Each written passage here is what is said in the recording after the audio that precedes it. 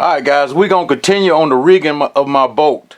We put the new trolling motor in, then we put the new wires in for my units, the 10 gauge wire. Now all that needs power. So first thing we're going to do this morning, I have a new 4-bank charger, because my old boat, well, the old charger was a 3-bank, and I'm going to 36 volts with the new trolling motor, so the Otrex. So I had to get I didn't have to, but I could have got a 1-bank charger, but I didn't have any room in the back of the boat where the batteries are to put another charger. So I decided to go ahead and get a new charger, and that way we can save space and have a new charger for the new, hopefully new batteries, maybe not. But this is what we got here. It is upside down, but that's the way I'm going to mount it in the boat, because I didn't understand why they would have the cables coming off from the bottom, which this is only going to be an inch or two off the bottom of the where the batteries are. So I'm going to mount it there upside down. That way the cables come off the top, and it make it much easier. Once I get it in the boat, you'll understand what I'm talking about. And the other deal, I had to make a new tray for it to fit on, because the old tray, this was the old tray with the old 3-bank charger was on. It is not wide enough for the new charger. So what I did was went to Home Depot, went and got this PVC board here. This was $26, but like I said, it was 8 feet long. So I cut me a piece off that was wide enough for the new charger here, and I put some truck bed liner on it. I sprayed truck bed liner on it. Got me new bolts because the old bolts wasn't long enough, and mounted it down. So I'm gonna go try to put this in the boat for you guys can see what it looks like in there. And like I said, I didn't want to put any kind of plywood or anything in the back, which, you know, it's gonna be wet back there, so I wanted something plastic. That's why I got the PVC board. So let's try to get this in the boat, and because I'm running out of time. My first fishing tournament is next week, and I need to do a couple more things to the boat. So let's go ahead and get this in and see how it turns out.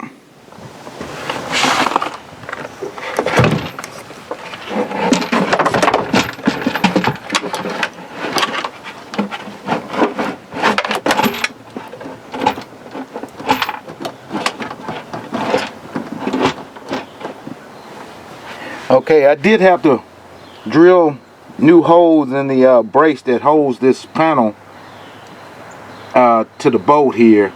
Hopefully everything lines up after I put bed liner on that board. So as you can see, this is why I put it in there upside down, because once the battery gets here, the battery probably sit up this high, those power cables will be coming out the bottom, and there's no way to really run those power cables back, so you had to run them back up from the side.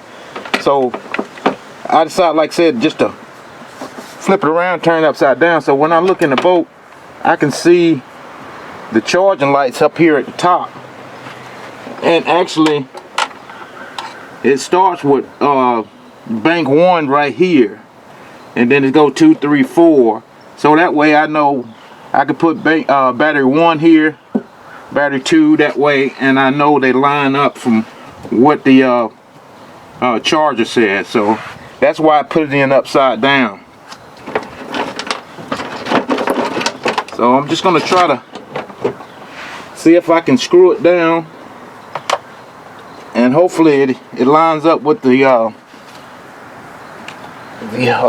holes are already drilled in here. So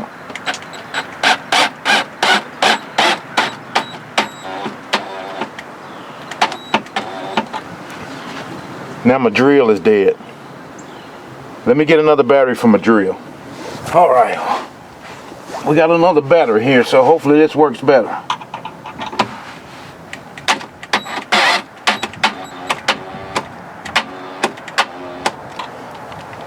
Now this drill doesn't have enough power to do what I need to do. Let me get the impact drill. Okay, I got the impact. It's still a small drill, so let's see if this works. If not, we'll have to get something else.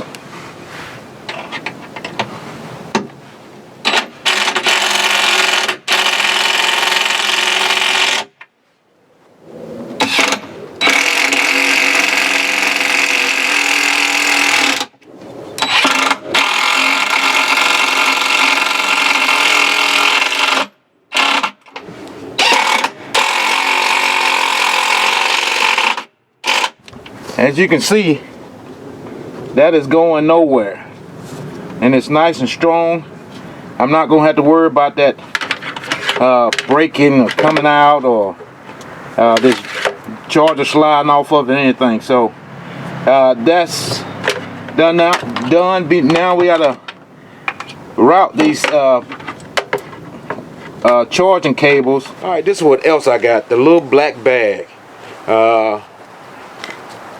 In the little black bag is ratchet straps. These ratchet straps, just one-sided ratchet strap that I'm gonna use to hold down my batteries, because I hate those straps that hold down your batteries that barely ever really work, and the batteries to be loose. And so I looked on Amazon and found me a ratchet strap that I could put in there without having the clamps clamp together, like, you know, the ends on a ratchet strap. This is just one-sided, and it goes back into itself, and that way you can strap down your batteries, I mean tight, with a ratchet strap. So I'm gonna put this in and see how it works, because I thought it was a good idea, because this is exactly what I was looking for. I mean, it's super long, but I had to cut it to where I want it. So like I said, you just put the end back into itself, and just pull it tight to whatever battery you need, and just ratchet it down. So I'm gonna go just grab a battery, put it in here, and see how well it works. I don't know why that's being so difficult.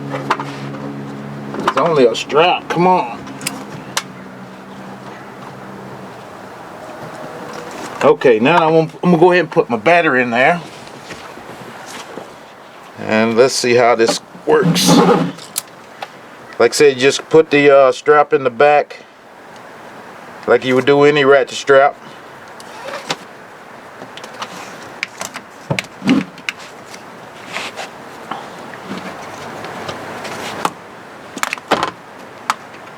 And when you're using ratchet straps, I don't know if a lot of people know this, but don't pull it tight and start ratcheting, because you want at least 1 or 2 loops on this ratchet part here, for that cable doesn't slip out. I mean, the strap doesn't slip out. So keep you some slack on it and ratchet the slack up. That way you'll have some something for that strap to grab to here. It won't come loose. And like I said, that is super tight. That tray will come out of there before that battery will. So I think these are gonna be good. Like I said, I'm just gonna trim it to the size I need, which I'm gonna leave a little extra just in case. And I'll probably burn the tip here just to keep that from unraveling. So I think those are gonna work real good. Alright guys, I got all the ratchet straps in for my battery trays and cut to a length I can work with. And I went ahead and ran the power cable right here over to my fuse block to the from the breaker right here. So got that in, and also got the ground here in the top. I got it routed over. Where's it at here? Over here. Got it ready to go for the battery, that cranking battery that goes right here. The only thing else I need when I'm putting these batteries in series, like I said, I gotta have 3 batteries here lined up. I gotta come from here, from the positive on this one, all the way back over to the breaker for the trolling motor. So I did have this one that was already in the boat. It's long enough. I'm just gonna try to find some heat shrink to put, red heat shrink to put on the end of the cable. For I know it's power, I'm gonna try to get some red. But if not, you know, it'll work. It just doesn't have the red on it, because it'd be coming from positive going to the positive on that trolling motor breaker. But other than that, the only thing I need is batteries now. So I'm gonna run off to a couple of academies, sports, and try to find some batteries. So I guess we'll check in back at the academy if they got what I need. Alright, I got all the batteries. Went to 2 different academies to get the 3 trolling batteries. Like I said, I got this one at another academy the other day, the cranking battery. So I already got the cranking battery installed. I checked the lights and everything, the bill pump and everything works. So now I got to connect the 3 batteries in series to get my 36 volts for that new Ultrex trolling motor. So I got the batteries turned where I think I need them. Like I said here, negative, I got to go to negative, positive, negative to that positive, and this positive over here has to go to the trolling motor switch that's tucked up under there. So then I can get the ground to go to that ground over there. So I'm just trying to make sure I use the wires I got here, if I won't have to make up too much because I got to make smaller wires for here to here to here to here. So let me get this set up, and I'll show you how I'm gonna hook this up. This is 4 gauge wire that I got off of Amazon. It came with it was a set with black and white, and it was like 5 feet long. So what I did was just cut me a piece off that I thought was big enough to make my connections, and they did come with crimp ends that you can put on the end of the cable. So you get your 2 of those, and it did come with also with the shrink wrap. So all I'm doing is cut me a little piece off, stripping it back enough for I can put that connector on and crimp it down. And like I said, I'm just giving a shrink tube, and it comes flat. You gotta open it up to be able to slide it on. So slide that down and do the other side.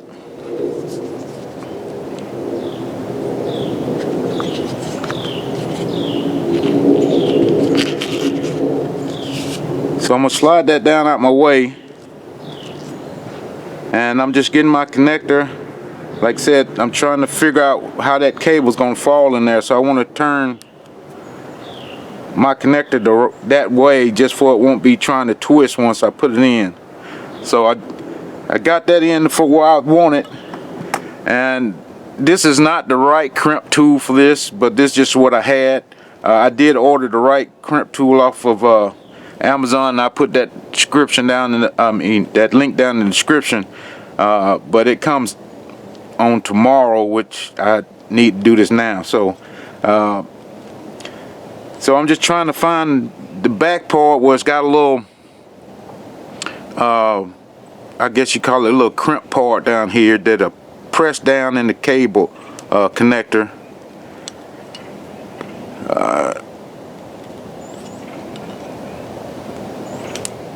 And I want to make sure that's all pushed up in there good, and I'm gonna crimp that down hard as I can crimp it. And like I said, it flattens it out, and then it puts a little little indentation in it that holds the cable on there, the connector on the cable. Like I said, this is not the right one, so it really squished it, which is supposed to grab it from all sides, but it works for me. And like I said, we're just gonna pull that shrink tubing up, and you can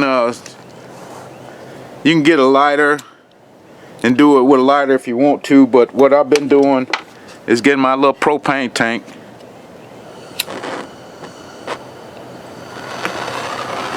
and just this way is much quicker.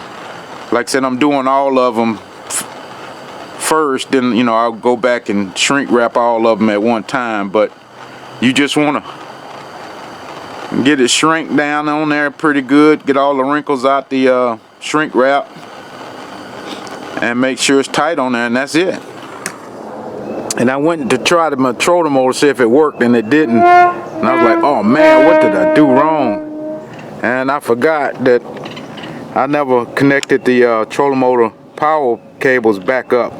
I just want to let you know I do make mistakes just like anybody else. I'm gonna get this hooked up and we'll test the actual trolling motor, see if it works. There she goes. Let me turn her up. Oh, she's nice and quiet. The other thing I wanted to show you was the 4-bank charger. This Minn Kota, you could charge different kinds of batteries at the same time. Like my cranking battery is a AGM battery, and the rest of these trolling batteries are flood acid batteries. So, but with this charger, you can set it to whatever type battery you are trying to charge. Like right now, I got bank 1. It's charging a AGM battery, and the other ones are charging the flood acid batteries. So that was a good thing about this charger too. And the other thing is this charger is a 15 amp per bank charger. A lot of them are 10 amps, even some of them are like 5-6 amps. That way a 15 amp charger would charge your battery a lot quicker than the regular 10 amp or the 5 amp type chargers. So I thought that was a good thing. That's one of the reasons I bought this, not knowing what type battery I'll put in here, but I'll be covered with this charger. Alright guys, that was, it took me 2 days to get the batteries, but the install itself wasn't too bad. You just have to have all your components in place, like the wire that you make the little jumpers from battery to battery, and especially like I said, going from a 24 volt system to a 36 volt system, I had to add a couple of things. But like I said, I got the new Minn Kota 4-bank charger, which is a 15 amp charger. Just to give you a price for you can know how much stuff costs. That 4-bank charger costs $375 off of Amazon. The batteries, the trolling batteries, cost $109 from Sports Academy, and the actual cranking battery, it costs $229 from Academy. And the wire kit itself was like $20 for 5 feet of black and white 4 gauge cable, and I think that's about it. The only other thing that, like I said, I'm gonna check my graphs and everything to make sure they work, and they with the little fuse box that I put on the side, that was like $19, I believe. And like I said, I ran the 10 gauge cable that was on the other video, that was like $20 also. So probably for around the price, maybe $800-900. I got all new batteries, got a new bank charger, and all the wires to hook that up. So guys, I appreciate you watching video. Make sure you subscribe if you haven't. Like I said, we still got the tune my motor up. We're gonna put new spark plugs and change a couple of filters in it. I already changed the fuel water separator here where the batteries at, before I can go ahead and put the batteries in. And I want to just check the grease inside of my hubs on my wheels and everything, and just grease up everything, get ready for, like I said, I got a tournament this next coming up weekend. So I got to get everything done and be ready for that. And that's not even counting my rods and reels that, you know, I'll probably tie up something and get ready to go for that. But other than that, that's all we got. I will put everything down in the description for you know why I bought them and how to get them. Like I said, I think that new Ultrex gonna be a big deal for me this year, along with the Panoptics that I got last year. So I won't have any excuses of not catching any fish, but we'll see about that. Alright guys, I appreciate you watching. Make sure you subscribe if you haven't. Until the next video, we out.